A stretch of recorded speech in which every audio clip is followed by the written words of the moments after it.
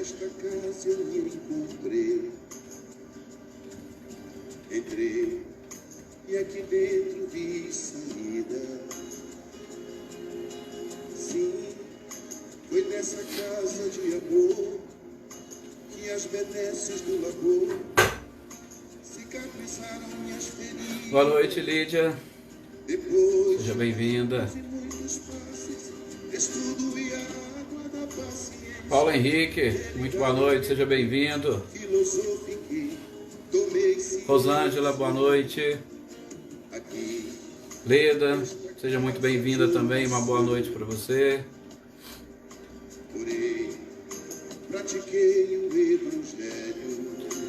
Adriana Alvarenga, uma boa noite, seja bem-vinda.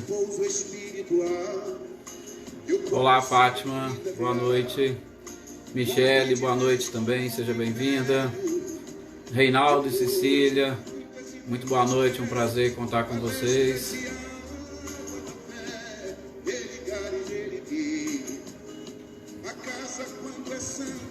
É isso aí, professor, presente. Cláudio Honor, seja muito bem-vindo, boa noite. Gislaine, boa noite de Franca, que bom, seja bem-vinda. Mãe Aparecida, boa noite. Com certeza, Ele nos permitiu estarmos juntos para estudar e aprender um pouquinho. Dulce, boa noite, seja bem-vinda também. Terezinha, olá. Alex, boa noite, seja bem-vindo. Tem mais alguns aqui que eu tô até vendo o rostinho, mas eu não consegui identificar. Patrícia também estou vendo aqui. Boa noite, seja bem-vinda. Eveline também chegando. Boa noite, seja muito bem-vinda.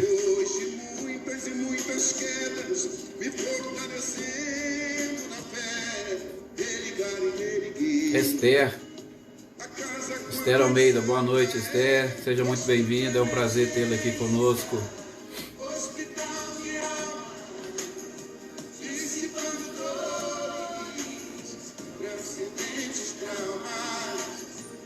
Isso aí, boa noite, Patrícia. Boa noite, Silvano, também chegando. Silvano também que está morando lá em Franca. Bom, deixa eu diminuir então o som para nós iniciarmos.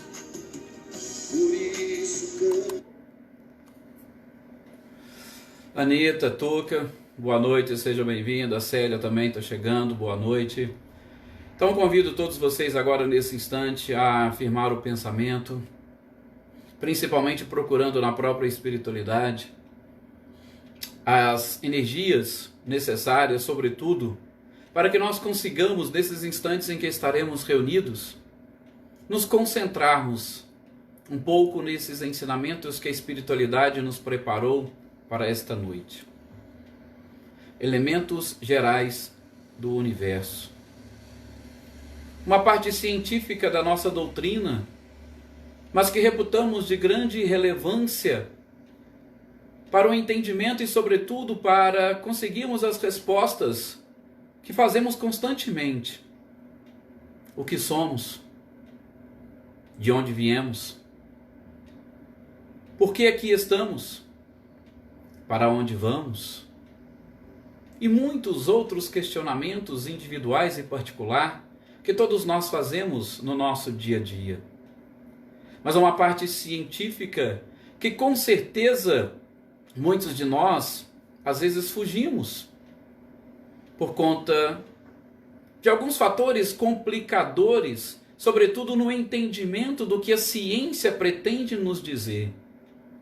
Mas aqui nos nossos estudos é uma ciência ligada à filosofia e à própria religião para nos religar ao próprio Criador, sobretudo com um conhecimento cada vez mais amplo de todas as suas infinidades, os seus atributos infinitos. A ciência nos ajuda a entender e, consequentemente, nos ajuda a nos entendermos. E assim teremos a nossa trajetória facilitada pelo conhecimento. Então a gente conta com esses amigos da espiritualidade para que nos auxiliem nesse processo de concentração. E vamos adiante, desenvolvendo cada vez mais a fé, esta certeza de que não somos jamais abandonados e que nós, que aqui estamos reunidos, desejamos ardentemente encontrar o caminho da felicidade o mais rápido possível. Que bom! Realmente são algumas reflexões interessantes. Aqui mais uma boa noite aqui para a Patrícia, para a Selma e para todos aqueles que vão chegando. São reflexões interessantes. A gente às vezes até se empolga nas nossas orações iniciais, porque a gente procura buscar lá dentro de nós mesmos essa vontade de conversar com Deus e, sobretudo, de obter determinadas respostas. Mas a gente vai obter essas respostas com esses estudos, em especial do próprio Livro dos Espíritos e dessas demais obras que representam justamente este aprofundamento a estas questões. Mas como ele é um livro básico e hoje é dia de nós o estudarmos, nós vamos acompanhando os raciocínios de Kardec, como sempre, para tentar entendermos esta parte, podemos assim dizer, científica da doutrina e que, eu repito, é de extrema importância. Este livro, primeiro, que depois foi mais bem explicado na Gênese, no capítulo 2, os elementos gerais do próprio universo, Kardec ele divide em 4 pontos. Tá? Primeiro, é o conhecimento do princípio das coisas. Gente, só por uma análise muito breve e rápida, eu tenho certeza que vocês que já nos acompanham e que já conhecem um pouco da doutrina espírita, vão dizer com muita tranquilidade: ah, mas não nos é dado conhecer o princípio das coisas. Nós ainda não temos conhecimento suficiente, nós não temos os sentidos ou as faculdades suficientes. Sim, numa resposta rápida poderia ser isso, mas tem outros detalhes interessantes e importantes justamente para nós conseguirmos assimilar estas informações. Depois, no espírito e a matéria, Kardec vai trazer a sua conversa com a própria espiritualidade de como realmente ocorreu este diálogo, para ele exatamente tentar descobrir matéria e espírito. 2 pontos, 2 princípios. Como é que nós podemos entender tudo isso? Provavelmente nós fiquemos nesses 2 tópicos só no dia de hoje. Tá? Depois, no terceiro item, ele vai falar sobre as propriedades da matéria e, enfim, do espaço universal. Tá? Então a gente vai tentar trabalhar esses 2 tópicos hoje. Aqui mais uma vez, muita gente aqui chegando e dando seu boa noite. Nosso querido amigo, Dr. Alexandre, Eveline, tem bastante gente chegando. Sejam todos muito, muito bem-vindos a esse nosso estudo. Bom, gente, com certeza Kardec, quando se deparou com estes fenômenos, como nós já sabemos das mesas girantes, naquela época, sobretudo nos salões de Paris, e ele tendo a oportunidade de questionar e descobrir que, primeiramente, tinha uma causa inteligente por trás deles, indagou, e eles falaram que eram os espíritos, e que existia um mundo espiritual à sua volta, ou à nossa própria volta, e que eles tinham informações para trazer. Allan Kardec começou justamente a buscar estas informações. E ele foi se deparando com uma doutrina, e uma doutrina que envolvia ciência, filosofia e religião.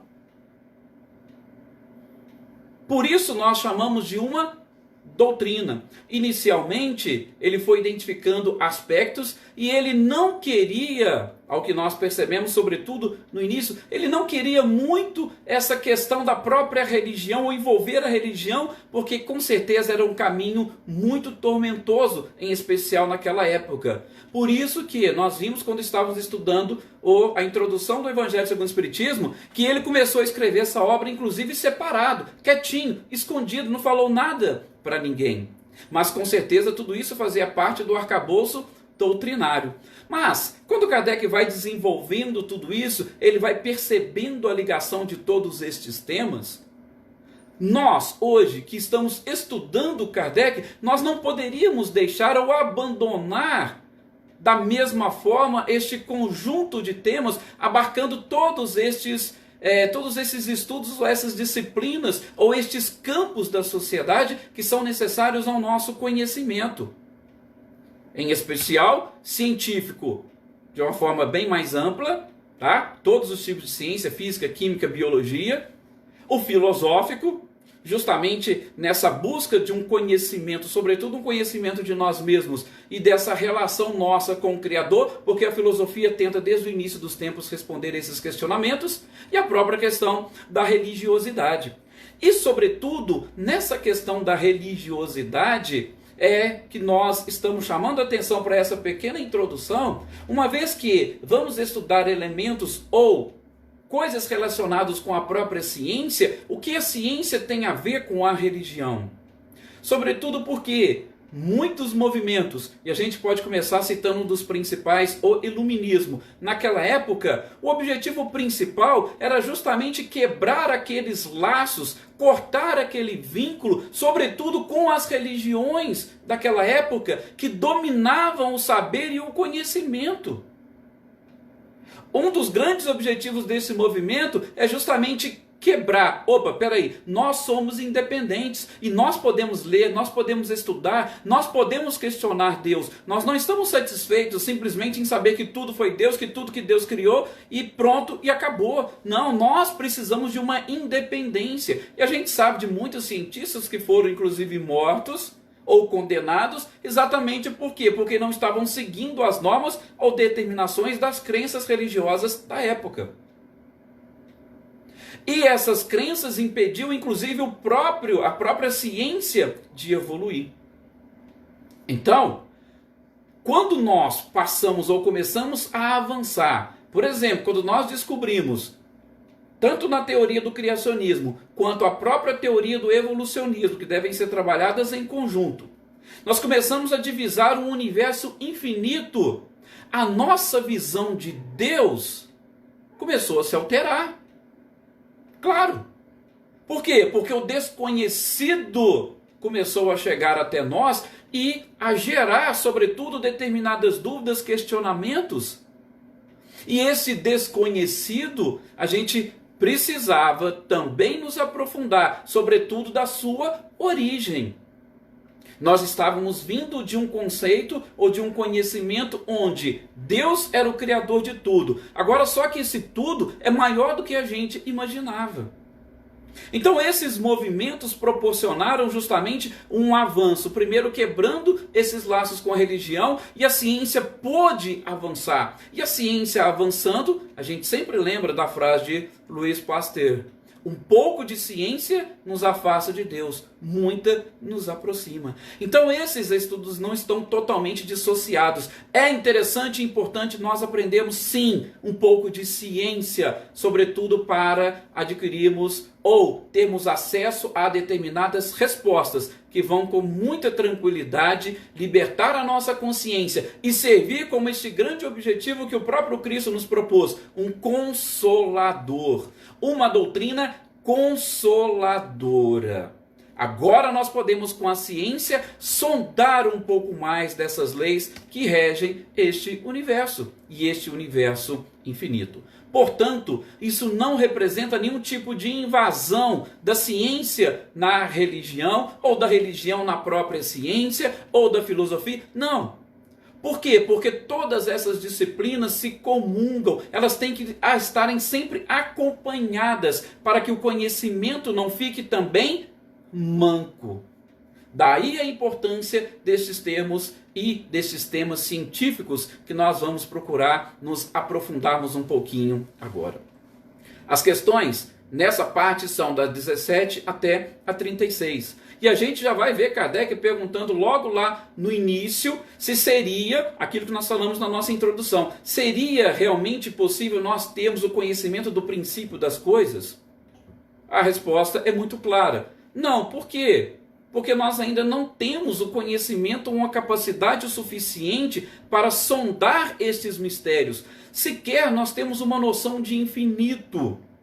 Como é que eu, que não tenho uma noção de infinito, posso conceber um eterno? Como é que eu posso conceber o princípio de todas as coisas? É difícil. Por mais que a gente tenta, é lógico que a razão vai nos mostrar que não existe limite. Se vocês tentarem, por exemplo, impor um limite no universo, aí vocês vão se perguntar, e o que tem do outro lado? Naturalmente. Só que a gente não consegue conceber bem esse infinito. Então, a origem das coisas está justamente nessa eternidade de Deus. E enquanto nós estivermos ligados à matéria, e a matéria, claro, ela possui sim um limite, como nós vamos ver no próprio conceito que Kardec traz, nós não vamos conseguir conceber este eterno. Por isso, vamos precisar desenvolver determinadas faculdades. Nós vamos precisar desenvolver ainda alguns outros sentidos que a matéria hoje não nos permite. E a ciência, da mesma forma, ela vai investigando, ela vai aprofundando, mas vocês podem perceber, ela vai esbarrar naquilo que a espiritualidade responde para Kardec, sobretudo na questão 19, ela vai esbarrar nos limites fixados pelo próprio Criador. Veja que interessante, a ciência vai, só que ela vai até num determinado ponto. E qual é este ponto? Naqueles limites que o próprio Criador vai fixar. Mas por quê? Será que Deus fala assim, não, eu vou impedir esse povo de conhecer? Não, não é nenhum impedimento para que o povo conheça ou deixe de conhecer alguma coisa. É que tudo respeita às leis universais e uma delas é a do próprio progresso. E aí eu pergunto, seria possível nós avançarmos cientificamente num ponto sem conceber essas outras matérias, essas outras disciplinas que envolvem o nosso campo de conhecimento? Seria possível para a ciência por si só continuar desvendando mistérios sem reconhecer, por exemplo, a sua condição de criatura? Por isso que a gente fala, um dos grandes limites que Deus coloca é o próprio orgulho do homem. Ou seja, somos nós quem impomos os limites que a nossa ciência pode avançar, justamente para não nos apresentar algo que nós ainda não estamos preparados para saber. Então, Deus fixa limites. Mas veja como é interessante, como que Kardec é fantástico. E ele vai falando, tá, assim, Deus impõe os seus limites, mas será que através das revelações nós não poderíamos ter acesso a algumas informações? Veja, Kardec está querendo avançar. Ele está querendo continuar. A gente sabe como é que é uma das suas principais características. E se ele está querendo continuar, querendo avançar, os Espíritos vão responder ali na questão 20 deste capítulo do Livro dos Espíritos. Olha, sim, a revelação pode. Assim como, gente, a revelação já fez até os dias de hoje. Se nós formos procurar, por exemplo, na Bíblia, nós vamos encontrar muitas informações dessas que nós estamos procurando aqui hoje, só que, em especial naquela época, as informações vinham através de simbolismos. E não era dado às pessoas, ao homem comum ou de senso comum, desvendar estes mistérios ou esses próprios simbolismos. Mas se a gente for pegar, por exemplo, a Gênese bíblica, nós vamos encontrar. O próprio Kardec fala, gente, ali na Gênese, nós vamos estudar isso quando estivermos estudando o livro A Gênese. Ali na Gênese mosaica, nós temos o que representa a criação do mundo em 6 dias, nós vamos ter em 6 eras diferentes. Ou seja, simbolicamente está tudo ali representado. Foram as revelações que permitiram ao homem, antes mesmo do conhecimento ou da própria ciência, sobretudo desta ciência com o universo infinito e, como dizia Einstein, ou na sua época, um universo infinito e em expansão, saberem. Ora, como é que eles tinham como é que nós podemos extrair desses conceitos, esse simbolismo lá da Bíblia? São justamente as revelações. Quando Cristo chegou e disse, há muitas moradas na casa do meu Pai, ele estava justamente expressando desses outros planetas que com certeza estão também povoados. E que Deus não cessa de criar nunca, ou seja, então não pode realmente ter limites. Só que naquela época a gente não tinha o conhecimento científico para nos brindar, sobretudo com a nossa curiosidade para avançarmos. Mas eu pergunto, e hoje? Será que nós teríamos, ou será que nós também continuaríamos esbarrando nos limites fixados pela própria providência? A minha resposta seria que sim, nós somos barrados pelos limites. Mas eu vou repetir, que limites são esses? Os limites são aqueles que nós próprios colocamos. Tá?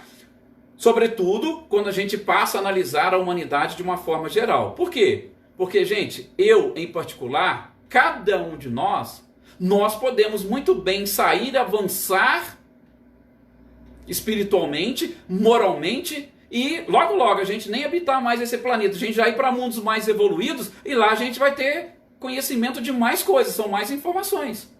Tudo vai de acordo com o nosso progresso. Mas nós não podemos deixar de analisar o contexto coletivo das informações que chegam para a humanidade. Mas mesmo assim, muitas revelações nos são trazidas. Só que nós, com a nossa condição e característica, infelizmente, não abrimos os nossos olhos. Por quê? Um pouco daquilo que nós falávamos na noite de ontem. Quando a gente retira Deus do centro e passamos a colocar nós no centro, a gente desenvolve aquilo que chamamos de egoísmo, que é uma das maiores chagas da humanidade. E aí, é claro, a nossa visão fica limitada ao nosso próprio mundo. Vocês querem um exemplo? Olha por que eu estou falando do âmbito coletivo, tá? Por quê? Eu não sei aqui a profissão de todos vocês, mas não sei se tem algum cientista aqui. Mas se a gente pegar André Luiz e Chico Xavier, vamos ficar só nesses dois. Vocês sabem, conhecem bem as obras de André Luiz e de Chico Xavier? Vou citar um exemplo para vocês, em especial de alguns fatos conhecidos.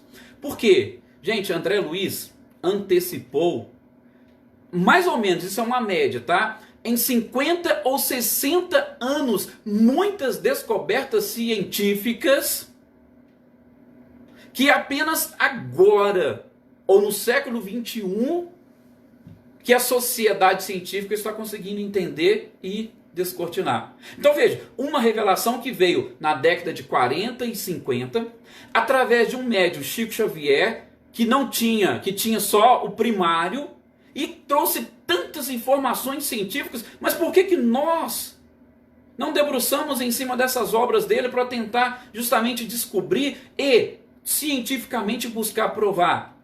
Porque com certeza estávamos ainda enfeixados dentro do nosso próprio orgulho e do nosso egoísmo, e a gente não consegue abrir os olhos para essas revelações. Então veja, quando a espiritualidade responde para Kardec que Deus pode sim, através das revelações, eliminar parte desses limites, é porque os limites estão em nós mesmos. Vou citar exemplo.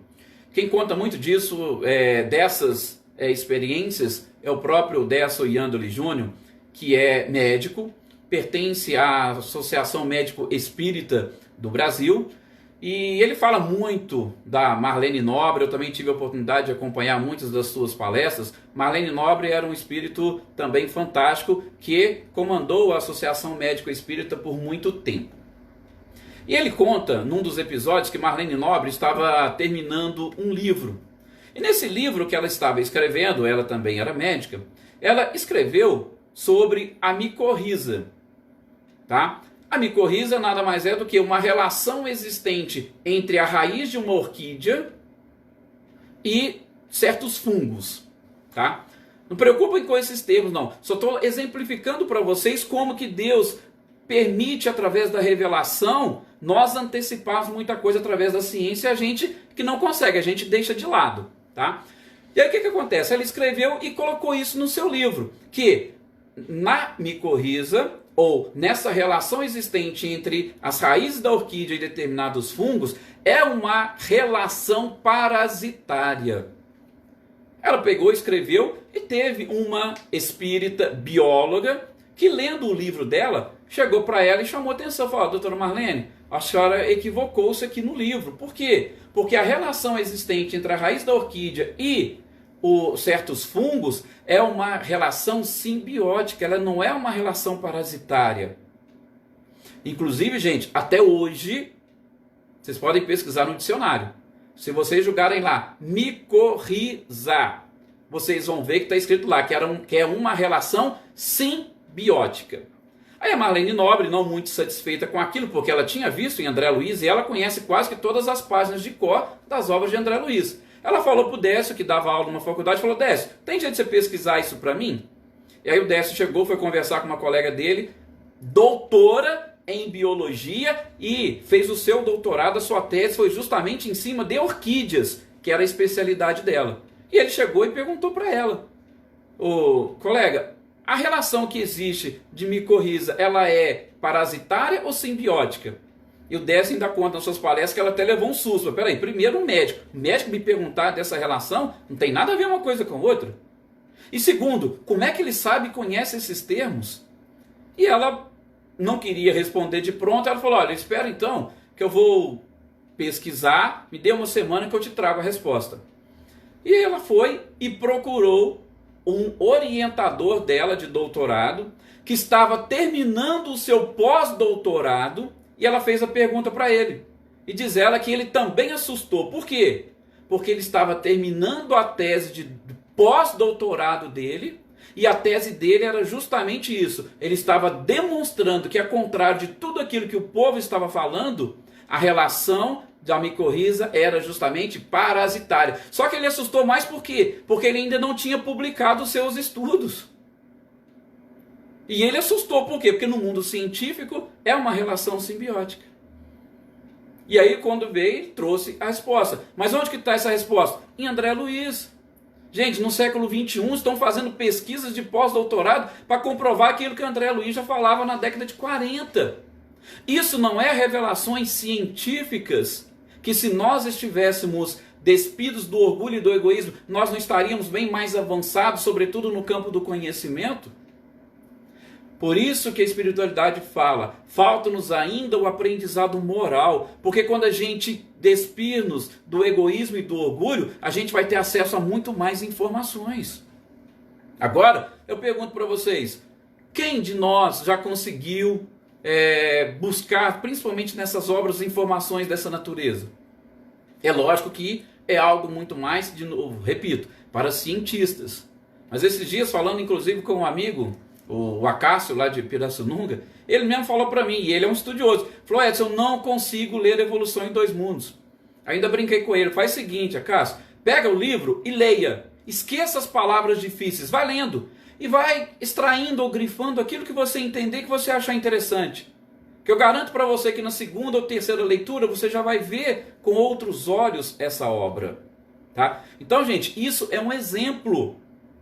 Agora, vocês querem ver um outro exemplo do próprio André Luiz e que também é muito utilizado, sobretudo para aquelas pessoas que têm mediunidade, aquelas pessoas que frequentam casas espíritas? É sobre a epífise.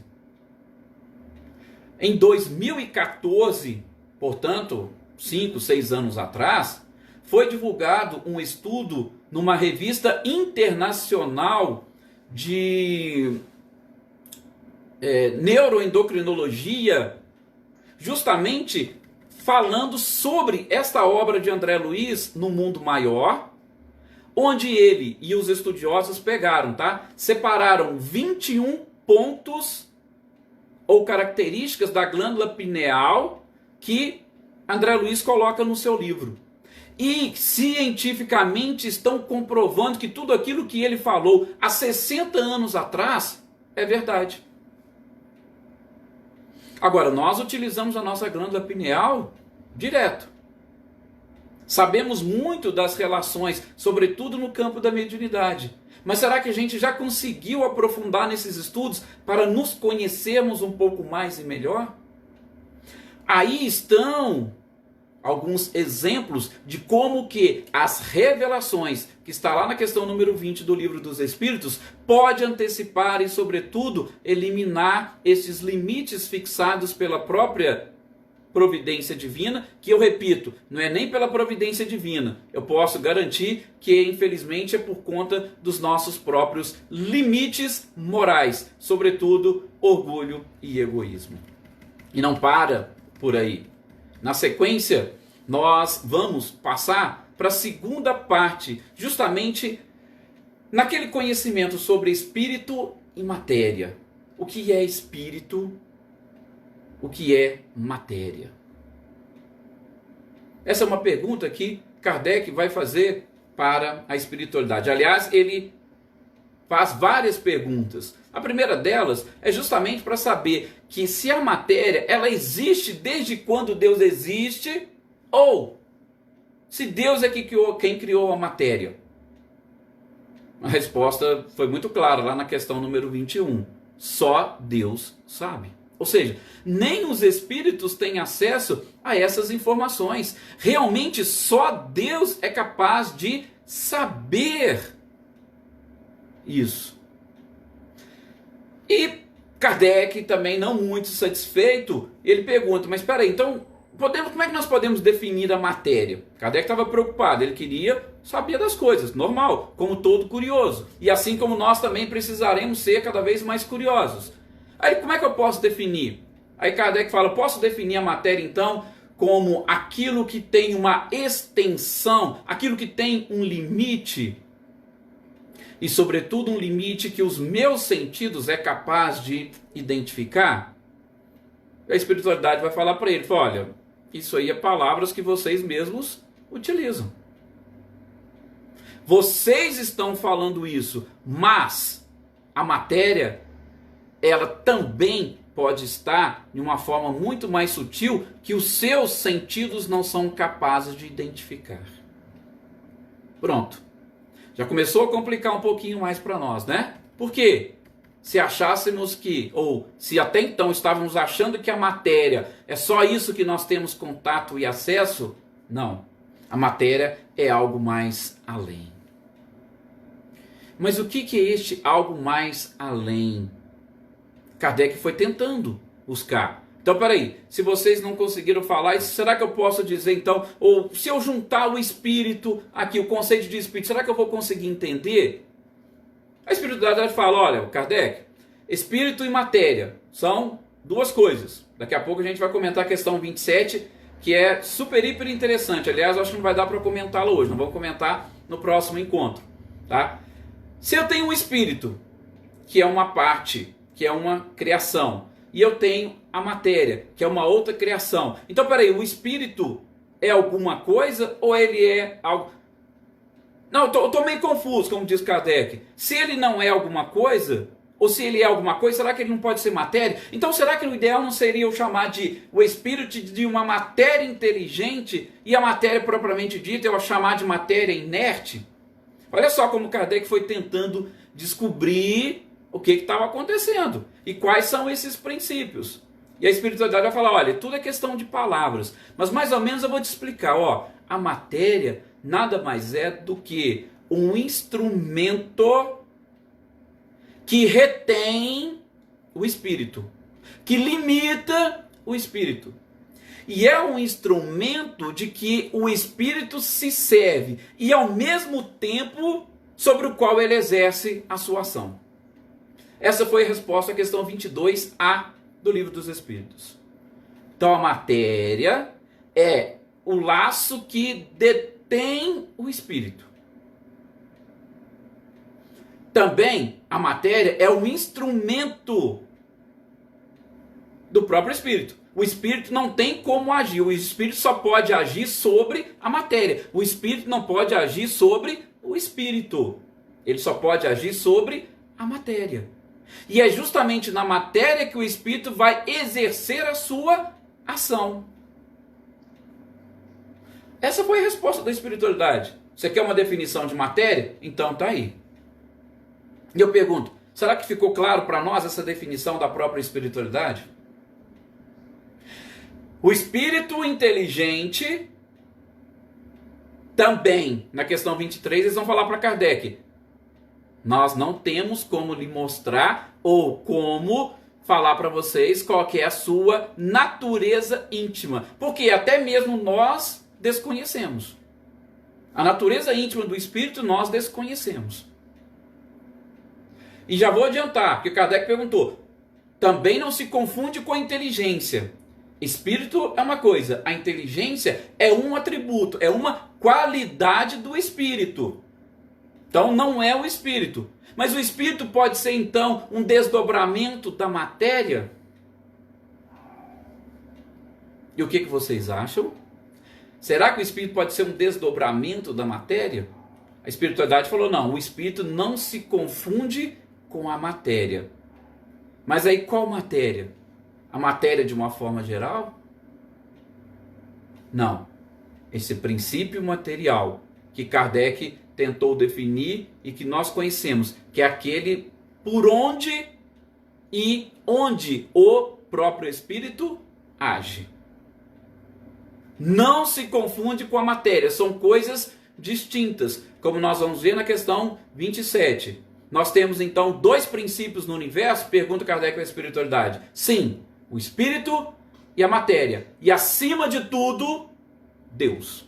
Então eu tenho espírito, matéria, acima de tudo Deus. Seria uma trindade universal.